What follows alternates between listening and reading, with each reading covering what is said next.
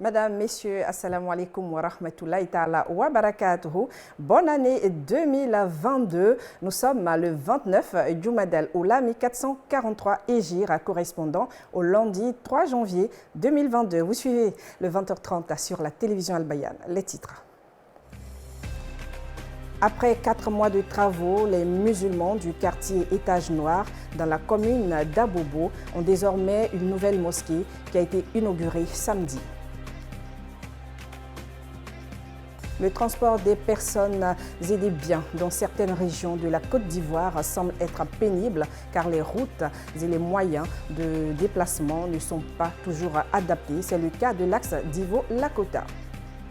Hors de nos frontières au Mali, une dizaine d'organisations politiques maliennes ont rejeté dimanche la durée de la transition de 5 ans proposée la veille par le gouvernement à la CEDEAO. Ouvrons ce journal par cette information émanant du COSIM. Le croissant lunaire du mois de Jumada Thania a été observé ce soir dans la ville de Bondoukou, au quartier Kamarasso, par un grand nombre de fidèles. Ainsi, demain, mardi 4 janvier 2022, est le premier jour du mois de Jumada Thania. Hier, le quartier Étage Noir dans la commune d'Abobo a servi de cadre à une double cérémonie. Il s'agit de l'ouverture de la mosquée Karim Sanogo et Fanta Sanogo et de l'intronisation de l'imam de la dite mosquée en la personne de l'imam Brahima Dambélé. Le reportage d'Aljuma Bokoum et Diara Mamadou est commenté par Yacoub Kone. Il est bâti sur une superficie de 600 mètres carrés. Les travaux de l'édifice religieux ont duré 4 mois.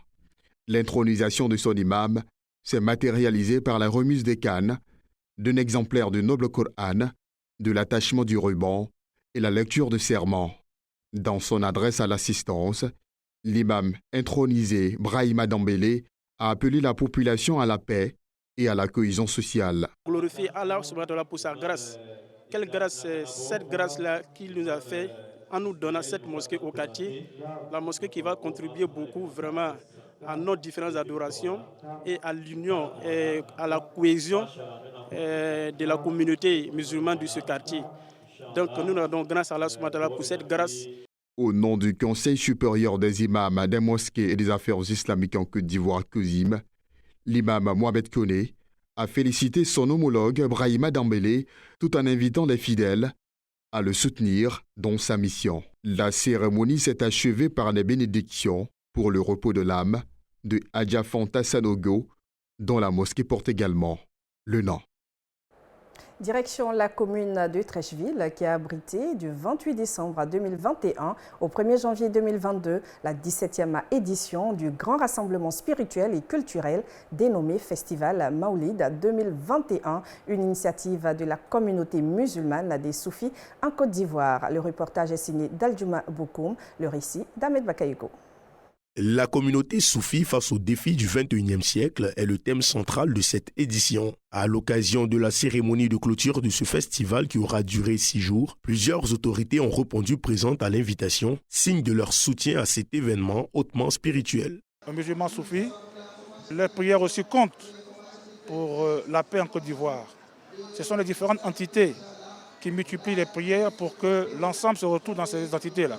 Les prières qui se font ici et là permettent que notre pays évite tout ce qui est négatif. Le guide spirituel de la communauté musulmane soufie en Côte d'Ivoire a remercié tous les participants et par ricochet invité les musulmans à dissocier l'islam de la violence. L'islam est une religion de paix, d'amour et de pardon. Donc c'est ce sens-là que nous voulons donner à notre Maouloud, que la jeunesse puisse savoir que le Maouloud, le prophète universel, a été envoyé pour le miséricorde de l'humanité et nous devrons tous œuvrer dans ce sens, dans l'amour, dans la paix, dans la quiétude et dans la cohésion. Pour la circonstance, Cheikh Ahmed Tidiane Diabaté a édifié le public sur le thème de cette année. Quand on parle du soufisme, on parle de la sainteté, de la perfection de la morale. Donc le thème, c'est le soufisme du 21e siècle. Quel enjeu? Ça veut dire que les soufis ont pour ambition de partager la voie du salut, eux aussi, aider le pays aussi à aller de l'avant. Et donc nous sommes très heureux de partager ce moment-là avec eux. Séminaires, kermesses, panels, sports et des séances de vaccination contre la Covid-19 ont meublé ce festival de Maoulid qui en était à sa 17e édition. Une lecture intégrale du Saint-Coran et des prières pour la paix en Côte d'Ivoire et en faveur du chef de l'État ont eu lieu hier dimanche à la grande mosquée d'Odiéné. Cette double cérémonie est une initiative des fils du district du Denguélé. Abdoulakim Odouloy. 250 imams venus de toute la région ont animé cette séance de lecture coranique et de bénédiction en présence de plusieurs cadres dont le ministre de l'Emploi et de la Protection sociale, Maître Adama Kamara. Il a demandé que les imams prient Allah afin qu'il continue de donner la santé au chef de l'État Alassane Ouattara pour qu'il poursuive ses actions de développement de notre pays. Le Denguélé, qui est une terre de spiritualité, ne pouvait que lui faire un anniversaire spirituel. Et cet anniversaire spirituel, c'est ce que, après avoir été inspiré, vous ne le savez peut-être pas, par mon oncle et le ministre Yakité Koti, j'ai voulu que, ensemble, sur la terre de nos ancêtres, nous prions le président de la République. 80 bœufs d'une valeur de 27 millions de francs CFA ont été immolés en marge de cette séance de prière en lien avec le 80e anniversaire du chef de l'État Alassane Ouattara. Le ministre-gouverneur du Denguélé, Gaussou Touré, a appelé à l'union des fils et filles du Denguélé pour le développement de la région. Le président de la République, Alassane Ouattara, s'est adressé à la nation le 31 décembre dernier dans le cadre de la présentation de ses vœux de Nouvel An. Un accent particulier a été mis sur la concrétisation des projets structurants dans la capitale, mais aussi à l'intérieur du pays et la volonté de faire de la lutte contre la corruption une identité remarquable chez l'Ivoirien. Suivant cet élément d'Ahmed Bakayoko. C'est un moment qui attend chaque Ivoirien et comme à son habitude, le président de la République ne s'est pas loupé. Après avoir présenté un bilan exhaustif de son action, le chef de l'État décline ses priorités visant à améliorer les conditions de vie des Ivoiriens. Bonne nouvelle pour les automobilistes avec la livraison imminente des infrastructures routières pour renforcer la fluidité du trafic abidjanais. Je me réjouis que les projets structurants tels que le 4e pont Yopougon Plateau, le pont de Cocody et l'échangeur de l'Indénié seront achevés en fin d'année 2022. Au cours de l'année 2022, nous poursuivrons l'extension de l'autoroute du Nord jusqu'à Bouaké, la réhabilitation de la côtière Abidjan-San Pedro, ainsi que les travaux pour le lancement de la construction de 8 nouveaux échangeurs à Abidjan. Autre axe prioritaire, la bonne gouvernance et la lutte contre la corruption. Au regard des récents audits, l'État entend continuer à assainir l'administration publique par l'instauration d'un prix d'excellence afin de greffer un esprit de discipline made in Côte d'Ivoire. Nous devons bâtir une conscience nationale imprégnée des valeurs d'intégrité, d'équité et d'un sens élevé de la responsabilité dans la conduite des affaires publiques. C'est dans ce cadre que j'ai décidé d'instaurer à partir de 2022 un prix portant sur la bonne gouvernance et la lutte contre la corruption. Ce prix favorisera l'éclosion de cette conscience nationale qui prône le respect des deniers publics, la recherche de l'excellence et qui place l'intérêt de la nation au-dessus de tout. Cela doit se traduire par un véritable changement de mentalité et de comportement. Notons que le chef de l'État a procédé à la signature d'une grâce présidentielle à la faveur de 2500 détenus.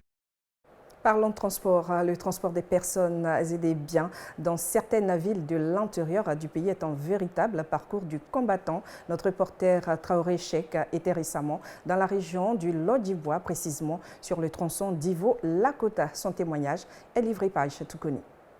Région du Lodjibois, axe Divo-Lakota. Dans cette gare, les véhicules de transport sont stationnés à l'attente d'éventuels passagers.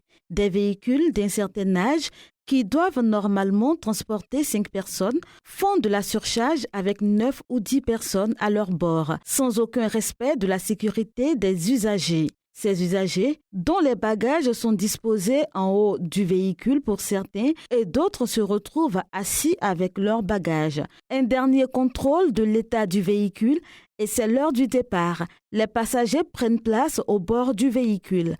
Les cars et puis Massala, il faut des goudrons. Maintenant, on fait des escaliers. Escalier et puis goudron là, c'est pas facile. C'est pas du tout facile. Donc, on a des problèmes. On n'a pas de route, De Divo jusqu'à Gagnoua et Daloa, en passant par Lakota, les lignes sont partagées. Seuls les minicars Badian sont admis en brousse. Les Badians ils vont en brousse. Nous, on est sur goudron. Notre limite, c'est Gagnoua. Nous, on prend Lakota, Gagnoua.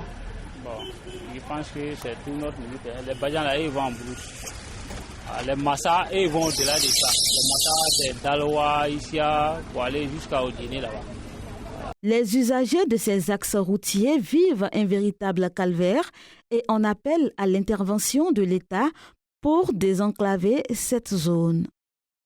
Suivons à présent l'actualité internationale africaine avec nos confrères de la VOA. Le Premier ministre Abdallah Hamdok, figure civile de la transition au Soudan, a démissionné dimanche à l'issue d'une nouvelle journée meurtrière dans le pays. Les généraux soudanais sont désormais seuls aux commandes. Au Mali, une dizaine d'organisations politiques ont rejeté dimanche la durée de la transition de 5 ans, proposée la veille par le ministre malien des Affaires étrangères, Abdoulaye Diop, à la CEDEAO, la communauté économique des États de l'Afrique de l'Ouest. Les dirigeants ouest-africains se réuniront en sommet extraordinaire sur le Mali le 9 janvier à Accra. En Afrique du Sud, l'enceinte de l'Assemblée nationale, où siègent les députés sud-africains au Cap, a été entièrement détruite dans un violent incendie dimanche matin. Un suspect de 49 ans qui a été arrêté dimanche sur les lieux sera présenté à la justice mardi. Et c'est la fin de ce journal. Merci de l'avoir suivi. L'actualité se poursuit sur notre chaîne YouTube, la page Facebook et le site web albayana.info. Bon début de mois de Jumada Thania 1443 Hégire. Assalamu alaikum wa rahmatullahi ta'ala wa barakatuh.